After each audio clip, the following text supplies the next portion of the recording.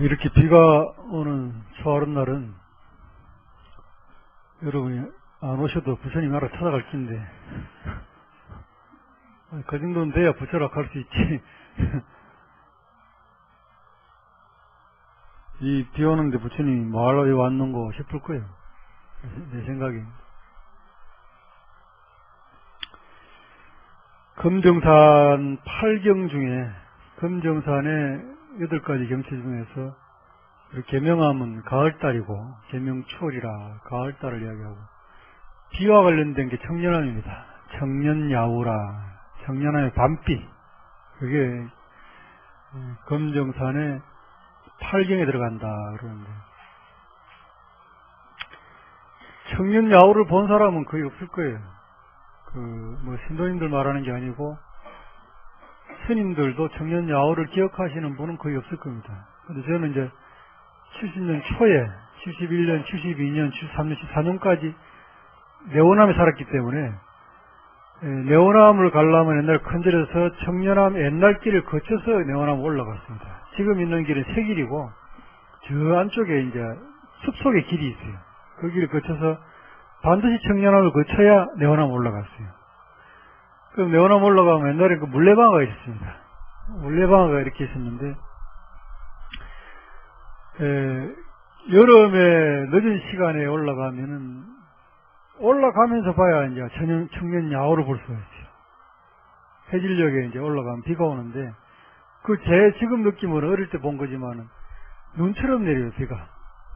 비가 한 번에, 눈이 오면 눈이 한 번에 사락사락 내리는 느낌 들잖아요. 비는 줄지어 내려오는 것 같고. 근데 거기는 느낌이 눈처럼 한 번에 이렇게 내리는 느낌이 들어요. 그때는 금정 8경이 이런 말을 우리도 쓰지도 않았고 잘 몰랐어요. 그래서 한참 뒤에 나이가 좀 들어서 이제 이 금정 8경이 청년야오란 말을 듣고 내가 그때가 딱 떠오르더라고. 아, 그거 청년야오라 그랬는데 그거 본 스님은 아마 없을 거다, 나는 그런 생각하지. 내원암에 살았기 때문에 늘 오르내리면서 봤는데, 청년암에 있는 스님들도 청년야오를 모를 거예요.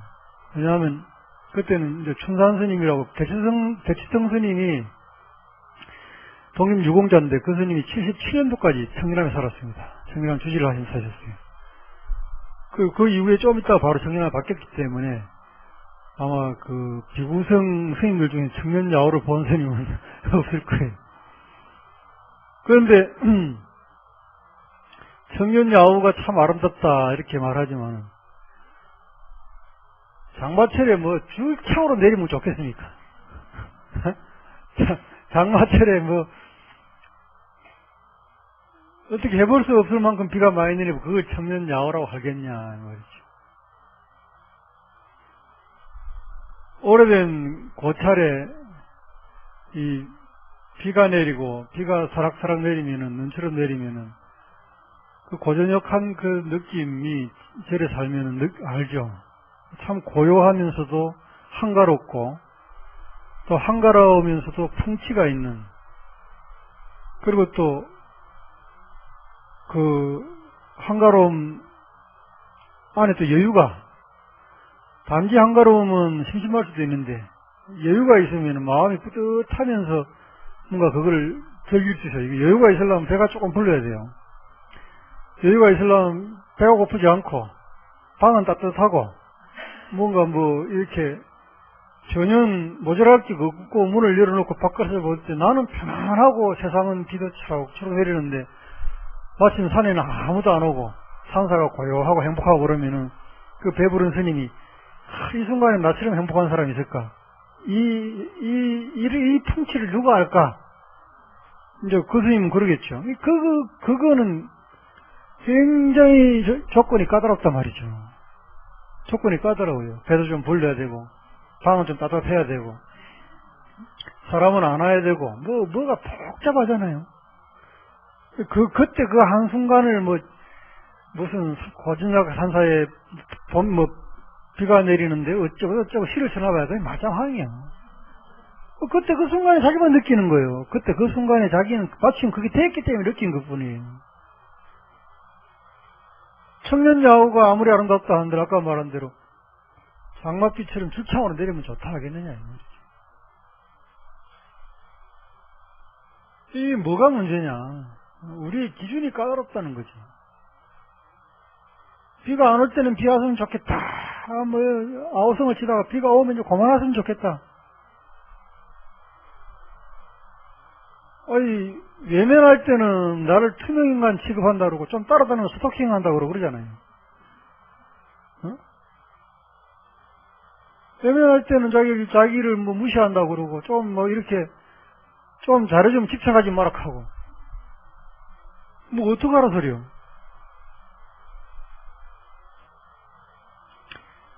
일생을 살아오면서 우리에게는 그 조건이 끊임없이 바뀝니다. 끊임없이 바뀌는데 영리한 사람은 조건이 까다롭고 힘들었던 시절을 생각하면서 지금 얼마나 행복한가. 늘 좋지 않은 경우와 비교하면서 지금 나는 참 행복하고 참 고마운 일이고 감사한 일이구나 이렇게 생각하고, 아주 불쌍하고 어이없는 사람은 제일 좋았을 때 생각하고 비교를 합니다. 이 세상에 먹은 거 제일 맛있는 거 하고 뭐 비교하면 옛날 이건 맞다 아니다 하고 맨날 그런단 말이야. 자기 인생의 최절정기 최고 좋았던 순간하고 늘 비교하면은 행복한 순간이 있겠습니까? 그거하고 비교하면 행복해질 수가 없죠. 그때로 돌아가게 해달라고 기도하는 것은 엉터리예요. 그건 말이 안 되는. 나도 이미 변했는데. 부처님이 하신 말씀 중에서 제 가슴이 와닿는 이야기 그거예요. 모든 것은 변한다. 그거를 보고 있는 나도 변한다. 모든 것은 변한다. 그걸 보고 있는 나도 변한다. 나와 같이 이 세상 모든 것은 동시에 변한다. 모든 것이 변한다 그러니까 아 그렇습니까? 참 훌륭한 말씀입니다. 네가 진짜 정녕 알아들었느냐? 아니 모든 게 변한다 이 말씀 아닙니까? 아니 진짜 알아들었냐고. 글쎄 모든 게 변한다니까요. 그 모든 거의 속에 제일 중요한 네가 포함됐다는 사실을 너는 정녕 아느냐? 그럴 때 화들짝 놀란다고. 아 저도 변한다고요. 그렇지 너도 변하지. 내가 모든 것이라고 말할 때는 꼭 네 때문에 하는 소리지 네 외에 밖에 것까지 내한테 왜 이야기를 하겠느냐. 네 아닌 것을 가지고 내가 왜 네하고 이야기해야 되겠느냐. 내가 모든 것을 할 때 너는 변한다 이렇게 말하면 네가 억울할 것 같으니까 너를 포함한 모든 것이 변한다고 나는 말하고 있는 것이다. 그 앞으로 내가 모든 것 그러면 아 나를 두고 말씀하시는구나 이렇게 알아들으라. 부처님은 고정정하게 그렇게 우리한테 말씀하고 계신다. 그러면 모든 것은 변하는 그 속에서 또 변하고 있는 나는 이 세상을 어떻게 대하고 살아가야 될 것인가. 그게 이제 우리의 숙제예요. 거기다가 뭔가를 딱 고정시키는 순간에 바보가 되는 거예요. 그 순간 내가 머리 딱 고정하는 순간에 바보가, 나는 변하고 있는데 변하고 있는 내가 한 번도 딱 고정시키면 나는 바보가 되는 거예요. 같이 변해가야지. 같이 내가 적응하며 살아야지. 남은 인생에 여러분의 가장 젊은 날은 오늘이잖아요. 남은 인생에 여러분의 가장 젊은 날은 오늘입니다. 오늘 못하면 아무 일도 못합니다. 오늘 못하면 더 늙어서 해야 돼요. 그렇게 변하는데도 불구하고 나한테는 항상 오늘이 있어요. 얼마나 행복한 일입니까? 그렇게 변하는데도 불구하고 나에게는 항상 기회가 있다는 얘기죠. 항상 오늘이라고 하는 기회가 나에게 있다. 그걸 잊지 말아야 된다.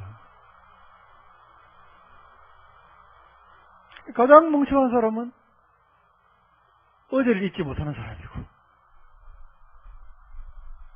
그 다음에 어제를 잊지 못하는 사람은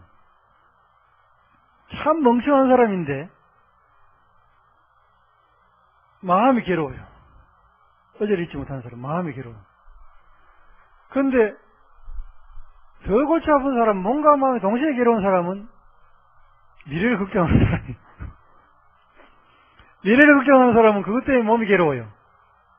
마음뿐만 아니라 몸도 같이 괴로워. 뭔가를 준비를 더 많이 해야 돼요.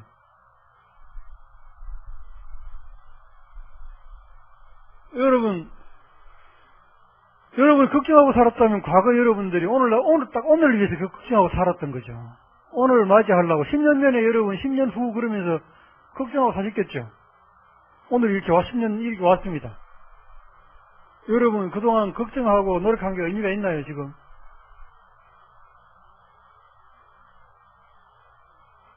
여러분 이 순간에 내가 10년 전에 걱정하고 준비했던 오늘이 왔구나 이렇게 받아들이는 게 아니고요. 이 순간에 여러분 또 10년 뒤를 걱정하십니다. 여러분 끊임없이 10년 뒤를 걱정하는 거예요. 이런 어리석은 삶 우리는 살고 있다 이 말이죠. 어디다가 고정하는 순간에 바보라 이 말이죠. 나에게 어쩌면 유일한 오늘입니다. 이 오늘을 내가 어떻게 살 것인가 그것이 내가 고민해야 될 부분들이지. 지나간 과거, 다가올 미래 그거는 의미 없어요. 모든 성현의 공통된 말씀이 이 말씀이에요. 모든 성현의 공통된 말씀. 그럼 과거에 100만 년 전에 인간이 말을 할 줄 알고 이렇게 법문할 수 있는 시간에 오늘을 즐기고 내일을 잊어버리고 미래를 생각하지 마라 이 말이 통하겠습니까? 모든 존재는 그렇게 살았어요. 모든 존재는 오늘만 기억하고 살았어요. 오늘만 생각하고 살았다고. 각 기억하는 소자라 기억하는 기능 자체가 없었어요. 관심이 없었어요. 과거를 왜 기억해야 됩니까? 기억하려면 오로지 한 가지. 다음 나오는 구석을 기억하고 단백질을 기억하는 거. 고양이가 왜 쥐를 잘 잡을까? 연구를 해봤더니 고양이가 쥐가 다니는 길목을 정확하게 기억을 한다는 거예요. 그걸 어떻게 기억을 하는 걸까? 고양이란 놈이 기억하는 게 아니고 내가 그렇게 새겨야 돼 있다는 거예요. 사람도 마찬가지예요. 고양이가 쥐 길목을 기억하는 것은 단백질을 어떻게 섭취할 것인가를 이 몸이 자기가 유지돼야 되기 때문에 지 스스로 그렇게 돼 있는 거예요. 그러니까 이 당긋하고 예를 들어서 당긋하고 단백질하고 둘 중에 하나를 먹고 기억해내려면은 자기도 모르는 사이 더 빨리 기억하는 게 단백질이라는 거예요. 단백질은 자기 몸을 유지를 해야 되니까. 과거에는 단백질을 당은 어떻게 하다 보면 과일도 따먹을 수 있고 이래가지고 힘은 생기는데 단백질은 결국 세포를 만드는 거니까 세포를 재생하는 거니까 몸을 유지하려면 단백질이 없으면 불가능하잖아. 그거는 기억 안 하면 죽을 수가 있는 거예요. 그것만 기억하는 거예요. 그러니까 제일 자기한테 필요한 중요한 것만 기억하는 게 100만 년 전의 인간이었습니다. 인간도 자기가 살아남는데 필요한 것만 딱 기억하는 거였어요. 그런데 인간의 대뇌가 커지면 지금은 무서운 거를 기억해요. 좋지 않은 걸 기억합니다. 그 이유가 뭐냐? 피해가려고 기억하는 거예요. 사실은 그걸 피해가려고 기억하는 거예요. 이런 사람한테 당했다 그러면 그 사람 기억을 합니다. 다음에 그 사람 만나면 도망가려고. 쥐가 고양이를 한 번 다시 못 잊는 게 기억을 하는 거예요. 그 기억은 자기 부모 때로부터 딱 기억을 시켜놔가지고 보면 꼼짝 그게 천적관계예요. 보면 꼼짝 못하거나 얼른 도망가거나 둘 중에 하나예요. 그 인간에게 그 기억 기능이 있었는데 그 기억 기능이 지금 엉터리로 되고 있는 거죠. 지금 엉뚱하게 되어 있는 거예요. 여러분들이 가지고 있는 기억들이 위기를 벗어나기 위해서 가지고 있는 기억이 아니고 쓸데없는 기억도 여러분을 괴롭히고 있는 거예요. 여러분이 뇌에 있는 기억 기능들이 지금은 엉터리로 되어 있는 거예요. 그런 것들을 이제 다스려야 되는 시대가 온 거예요. 그 다스려야 되는 시대가 언제부터 시작되냐 하면 인간이 하루 3끼를 먹고 집단 생활을 하면서 쌀을 생산하고 언제든지 먹을 수 있는 상황을 만들고 난 다음부터 인간에게 먹는 거에 대한 걱정이 사라지고 나니까 엉뚱한 쪽으로 인간의 뇌가 발전하게 된 겁니다. 근데 그게 우리를 쏟고 있는 거죠. 지금 여러분이 갖고 있는 모든 기억들은 원래 살아남기 위한 기억이었는데 지금 엉터리들이 기억되어 있다는 거예요.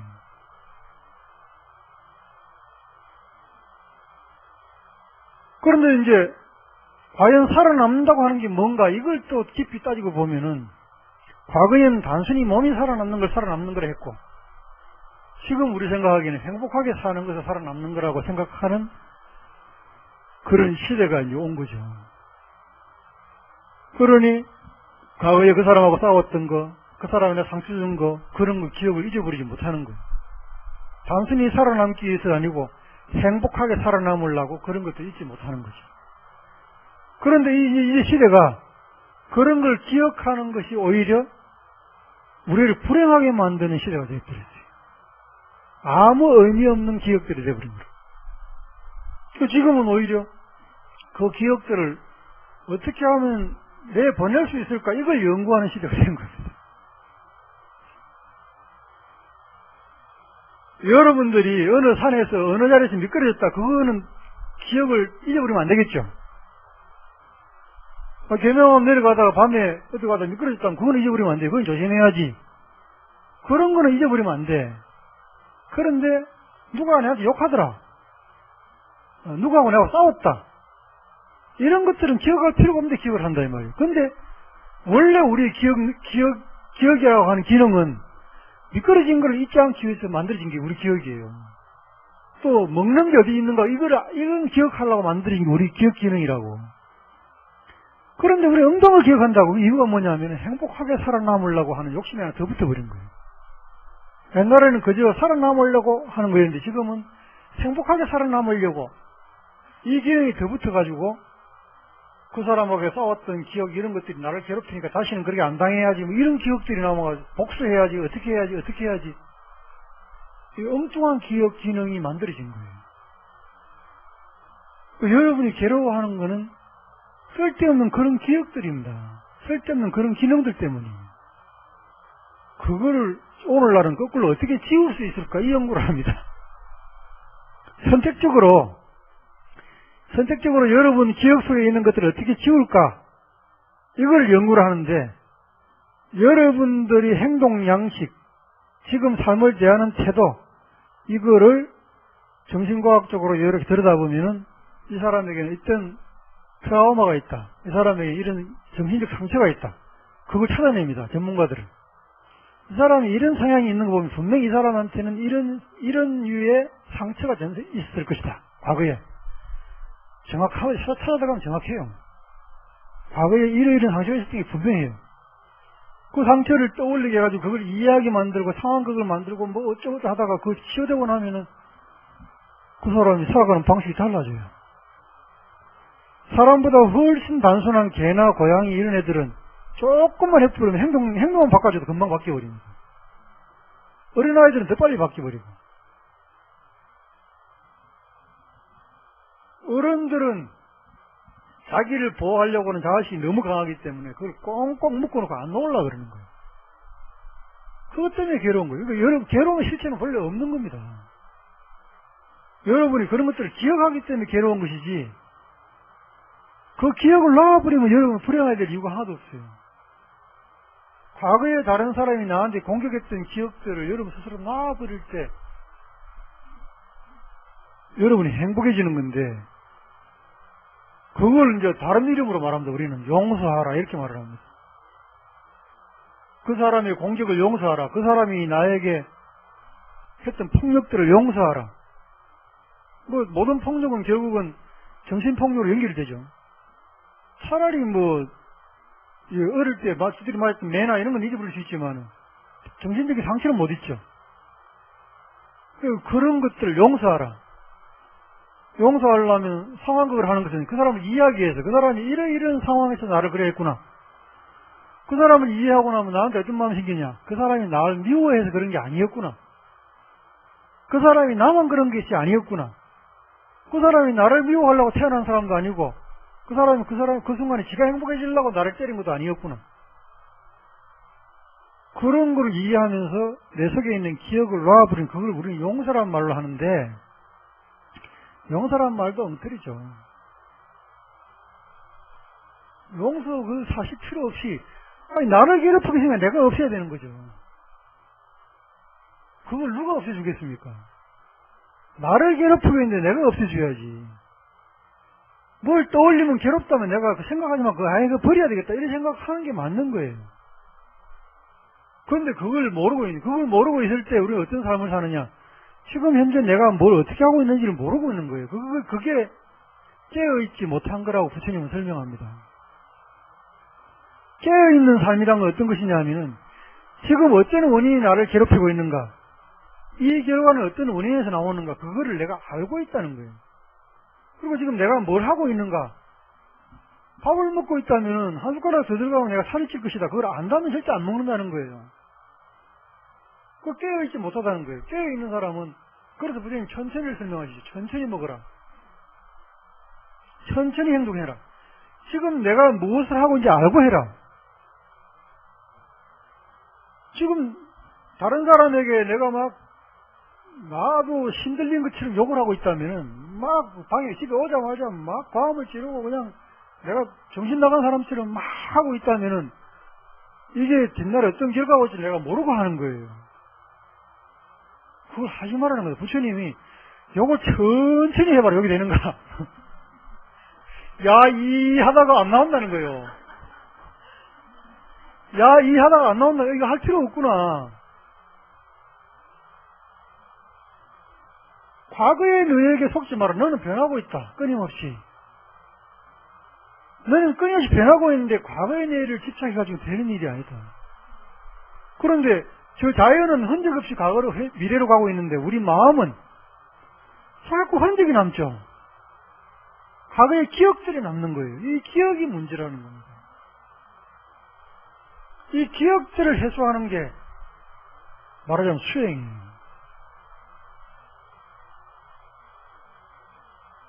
부처님 앞에 절 천번 만분하면서 무슨 이거 되게 해주시오 저거 되게 해주시오 이거는 수행이라 말하지 않아요. 불교 사실은. 이건 대성불교 이후에 나온 겁니다. 이거는 이 참회와 발언이라고 하는 입장에서 불교에서 불자들이 가져야 될 기본적인 삶의 자세라고 부처님 이제 말씀을 하십니다. 여러분들이 절에 와서 발언을 하면서 자꾸 절을 하는 것은 그런 사람이 되겠다고 약속하는 거다. 자꾸 그 생각을 하게 되면은 자기 암시가 만들어져 가지고 나는 이래 살아야 되겠구나 하는 마음이 생기게 된다. 부처님께 기도하다 보면 결국 마지막에는 내가 그 일을 해야 되는구나 하는 것을 깨닫게 된다고 하면은 기도가 성취되는 것이다. 부처님 공부 잘하게 해주시오. 공부 잘하게 해주시오. 천분만분 절하다가 어느 순간에 이거는 천분만분 해등이 내가 공부해야 되는 거구나. 그걸 아는 순간에 그건 성취하는 거다 이 말이에요. 그 사람은 죽을 때까지 공부합니다.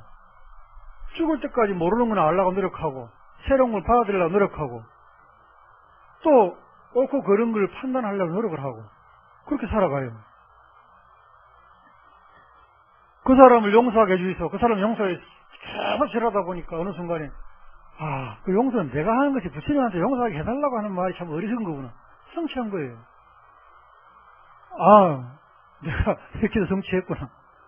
내가 잊어버리고 내가 그 사람 용서해 줘버리면 되는 거로구나. 부처님이 하실 줄 알았는데 내가 할 수 있는 일이라고 한다면 부처님하고 나하고는 동격이네. 내가 부처로구나. 부처님이 해줄 수 있는 일이라면 내가 할 수 있는 일이었구나. 부처님하고 내하고는 동격이로구나. 내가 그거 깨달는 순간에 하나하나 깨달는 순간에 그거를 깨달음을 실천하고 살아가면 되는 거로구나. 이것 때문에 대성불교에서 부처님께 발언하고 참여하고 살아라고 말했을 뿐이지 실제의 수행이라고 하는 것은 자기 마음속에 있는 그릇된 상처들을 스스로 지워버리는 거예요. 그걸 하나둘 다 지워버리고 남아있으면 나에게 남아있는 건 뭐냐? 과거는 싹 사라져버렸고 현재만 끊임없이 남아있다고요. 그 현재를 어떻게 대할 것인가? 과거의 기억을 내가 지워버린 이유는 뭐냐? 그 과거에 잘못되었기 때문에 그런 과거들이 만들어진 거 아니겠어요? 그게 사라지고 나면 현재는 잘 받아들여야 되겠다. 좋은 말하고 좋은 행동하고 좋은 생각하고 살아가야 되겠구나. 사람들에게 항상 좋은 말을 해야 되겠고 좋은 행동을 하고 해야 되겠고 좋은 생각을 하고 살아가야 되겠다. 그 신구의 삼업을 청정하게 하면서 좋은 말, 좋은 행동, 좋은 생각을 하고 살면은 미래는 나에게 보장된 것이다. 나를 만나는 사람이 좋은 말을 하면 내가 행복해질 것이고 나를 만나서 난 좋은 행동을 하면 내가 행복해질 것이고, 또 더불어 좋은 생각을 한다면 서로 웃으면서 볼 것이고, 그렇게 못하는 이유가 뭐냐? 과거의 기억들을 나를 잡고 있기 때문입니다. 과거의 기억들을 내가 해소해버리고 없애버려야 된다. 그게 사실은 수행이에요. 그게, 그 말 듣자마자 되는 사람이 부처님 당시에는 80%였어요. 부처님께 바로 출가한 제자들은 80%가 그렇게 수월하네요 하고 돼버렸어요. 그 이유가 뭘까요? 그 사람들은 부처님을 만나기 전에 자기 나름대로 수없이 많은 수행을 하고 살아온 사람들이었어요. 그러니까 부처님이 새로운 방식을 가르쳐 주니까 바로 받아들인 거예요.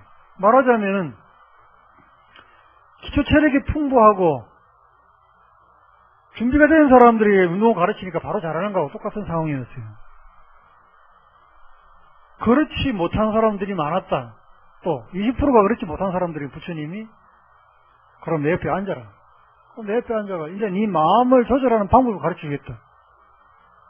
그 부처님이 연구해낸 게 뭐냐?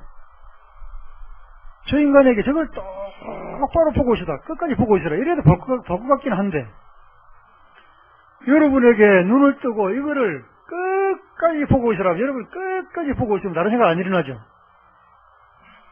그런데 눈이 다니 가버린단 말이에요. 그렇죠? 그건 좋은 방법이 아니야. 또 이걸 끝까지 쥐고 있으라 하면, 끝까지 쥐고 있으라 하면은, 이 쥐고 있는 걸 느끼라. 이걸 쥐고 느끼려면은, 다른 생각 안 일어나죠. 끝까지 쥐고 있으면, 이 느낌을 계속 갖고 있으면 다른 생각 안 일어나는데, 나중에는 이 근육이 문제 생기죠. 그 어떻게 하면은 부작용이 없는 방식으로 이 사람들을 현재에 머무르게 할 수 있을까? 그걸 생각하는 게 메디테이션이에요. 그게 참선이에요. 그게 선이라고 하는 거예요. 그 부처님이 제일 먼저 생각한 게, 이 중생들에게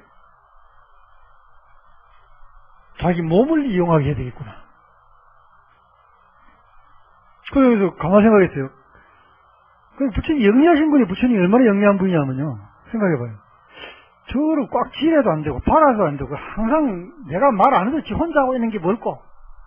깊이 들여다보니까 숨을 쉬고 있는 거야. 태어나서 죽을 때가 인간은 숨을 쉬고 있는 거라. 그거는 시키도 쉬고 안 시키도 쉬고 저걸 이용해야 되겠구나. 그래서 부처님이 네 호흡을 관찰하라.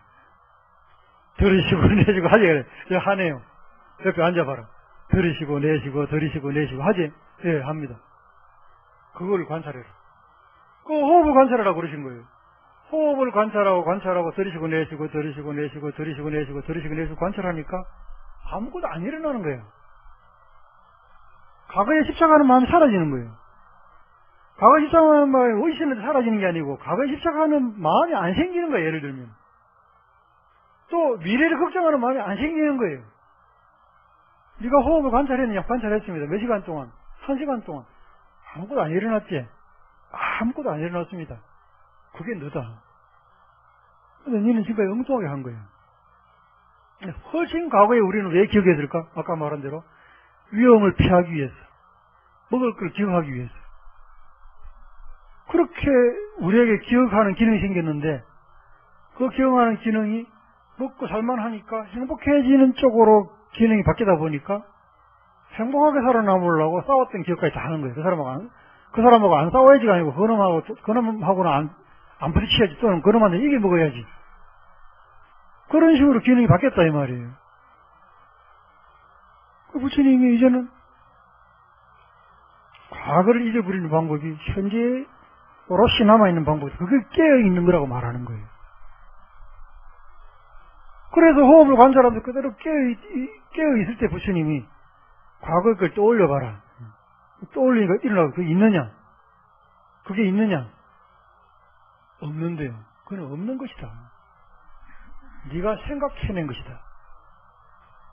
그걸 정확하게 이야기해야 되는 거예요. 그럼 기억이라고 하는 건 뭘까? 기억은 과거를 그대로 습관하는 거 아니고 옛날을 생각해내는 게 기억입니다. 기억이라고 하는 것은 과거가 스캔되어가지고 원형 그대로 나한테 오는 게 아니고요.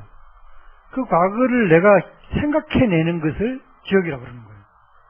따라서 어떤 사람이든 간에 나는 과거를 정확하게 기억한다는 건 거짓말입니다. 과거를 내가 지금 생각하는 거기 때문에 계속 바뀔 수가 있어요. 계속 바뀔 수가 있습니다. 나는 그 사람을 정확하게 안다. 이거 거짓말이죠. 내가 기분 좋을 때는 그 사람 좋게 대할 거고, 내가 기분 나쁠 때는 그 사람 안 좋게 대할 거 아니겠어요.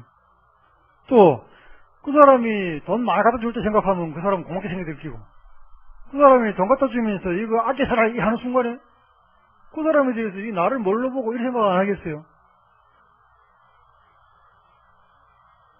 나의 기억과 내가 바라보는 것이 옳다고 생각하면 잘못된 거예요. 부처님이 득 따라 사는 삼부들이 얻었다는 건 뭐냐? 부처님은 나는 완전히 깨달았다는 건 뭐냐? 방금 말한 이걸 깨달았다는 거예요. 기억은 정확하지가 않다. 모든 사람들은 자기 기준을 생각한다. 이걸 깨달았다는 거지. 부처님이 나는 이제 나의 기준은 명확하다. 이 말씀은 아니에요. 나는 너희들이 명확하게 본다. 이 말씀도 아니에요. 모든 것은 왜곡되어 있다. 모든 기억도 왜곡되어 있다. 그런 줄 알고 받아들여라. 내가 옳다고 주장하지 말아라. 부처님이 결정적으로 이런 말씀하세요. 나는 내가 깨달았기 때문에 너희들에게 깨달았다고 주장하지 않는다. 이런 말씀하시고. 이 말하면 곰곰이서 짚어보세요. 나는 내가 깨달았기 때문에 너희들에게 내가 깨달았다고 주장하지 않는다. 내가 깨달았기 전이었다면 내가 깨달았다고 주장할 텐데, 깨닫고 나서 보니까 깨달았다고 주장하는 게 얼마나 어리석은 걸 내가 알았다. 그 말씀이에요. 깨달음에 대해서 부처님이 나는 깨달았기 때문에 깨달음을 주장하지 않는다고 말씀하실 정도인데, 여러분이 가지고 있는 기억들이 옳다고 주장한다면 그거는 뭐 한방만에 그 날아가야 될 이야기지. 그래서 그거는 뭐 말도 안 되는 이야기들이지. 자기의 잘못된 기억들 중에서 자기를 괴롭히는 기억들을 하나둘 놔버리는 것이 수행이에요. 그게 그 수행이 이루어지고 나면은 과거 상처가 다 사라지고 나는 행복한 상태가 되는 그 순간에 나에게 나타나는 것이 만족감이에요. 만족감이 나타나면 더 필요한 게 없어져요. 그러니까 여러분, 90 먹은 할머니는 몸도 불편하고 조건이 안 좋지만은 돈 주면은 내가 뭔 돈이 필요하노? 이렇게 말씀하십니다. 나는 하루 밥만 줘도 문제없다. 몸이 좀 아파도 아이고 90대가 아픈 건 당연한 거지 이렇게 받아들여요. 근데 20살은 뭐 돈이 많이 필요합니다. 뭐 있는 대로 줘서 있는 대로 엄마 아버지한테 있는 대로 달락합니다. 좀 아프면 이게 뭐 문제가 있는가 싶어 걱정을 합니다. 거꾸로 생각하면 이 90 먹은 할머니가 돈 걱정도 더 해야 되고 몸 걱정 더 해야 되는데 그렇지 않단 말이죠.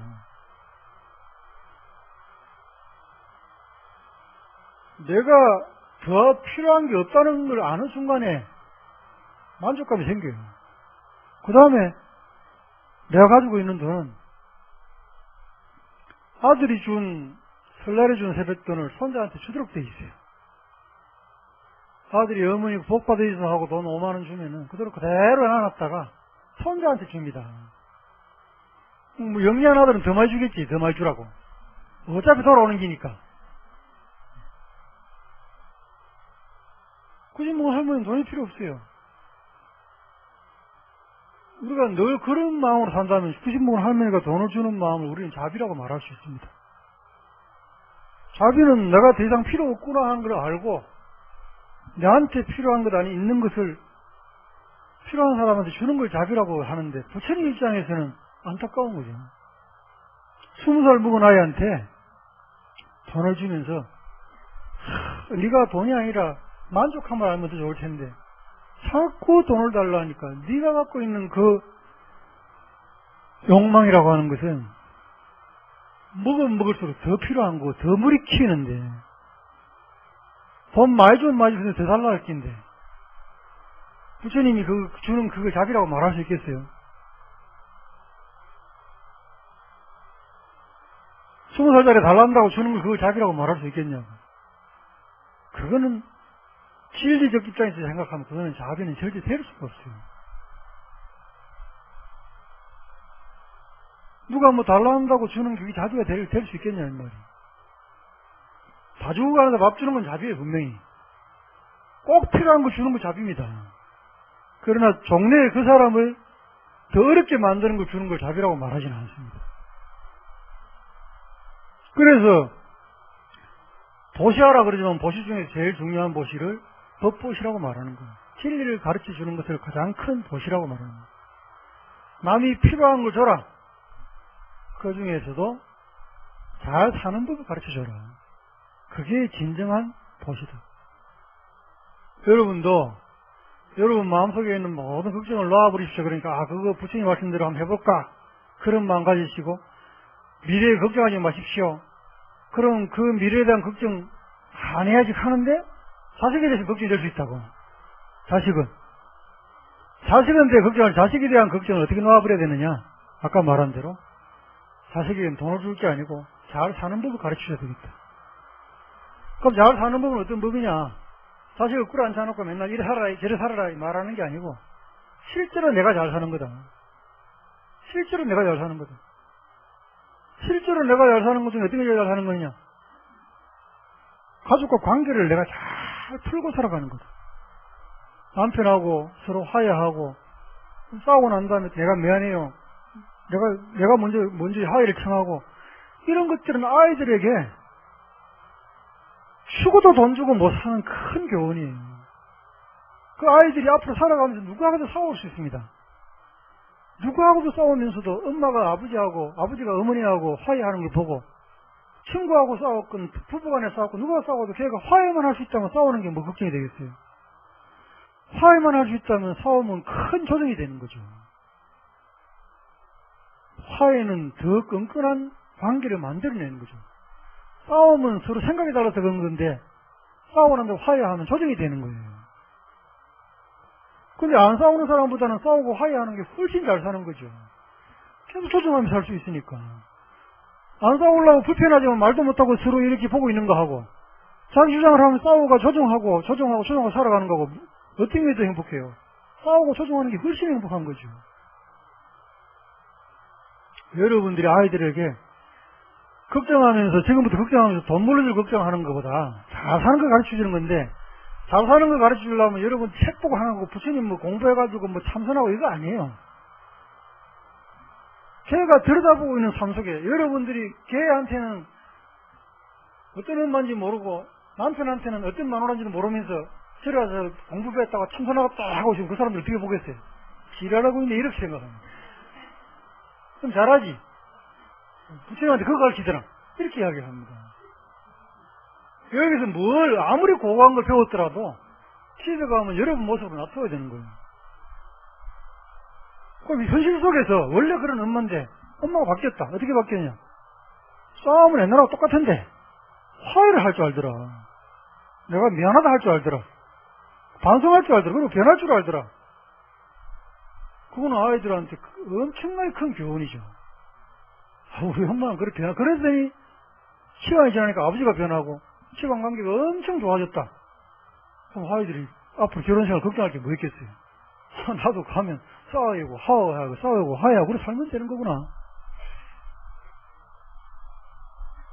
여러분들이 자식들이 걱정되거들랑 걱정하면서 돈 벌어가지고 넘겨줄 생각하지 마시고 화해하는 분만 가르쳐 주십시오.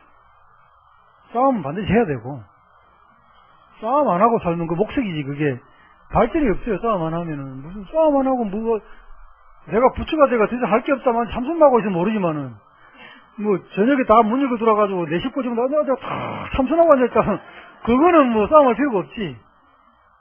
입을 열고 자기 이야기를 한다면은 싸워야 됩니다. 싸워서 조정하고 살아가야 돼. 여러분 싸우는 거 잘하는 거예요. 정말 잘하는 겁니다. 단지 화해를 안 하는 게 문제예요. 화해를 반드시 해야 돼요. 그것만 할 줄 아신다면 미래에 대한 걱정은 여러분들이 안 하셔도 된다.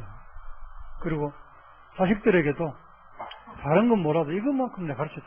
화해하는 법을 가르쳐야 되겠다. 그것만 가르쳐줘도 여러분은 부처님의 말씀을 불자로서 100% 자식들한테 가르쳐주는 겁니다. 그리고 불자로서 자긍심이 있다면 내가 절에 다니면서 배운 게 화해하는 거다. 이렇게 하고 살아간 것을 배운 거다. 그래서 부처님이 2500년 전의 깨달음이 오늘날 우리 엄마한테 와서 꽃이 피어가지고 우리 엄마가 우리 가정을 이렇게 행복하게 만들고 나한테 화해하는 법을 가르쳤구나. 그렇게 아이가 생각한다면 아이가 또 어느 순간에 또 언젠가는 또 불교를 접하면서 불교 공부를 하면서 불교 공부는 이렇게 나를 다스리는 공부로구나. 모든 인간이 나를 다스리면 세상을 다스리는 것과 똑같죠. 여러분들이 복잡하고 난해한 기준들을 자꾸 세우지 마시고 과거는 내 몫이다. 내가 잊어버리면 된다. 이렇게 생각하시고 미래는 내가 화해하는 법만 알면은 미래는 걱정할 게 없구나. 그렇게 생각하시는 현명한 불자들이 되기를 기도합니다. 성불하십시오.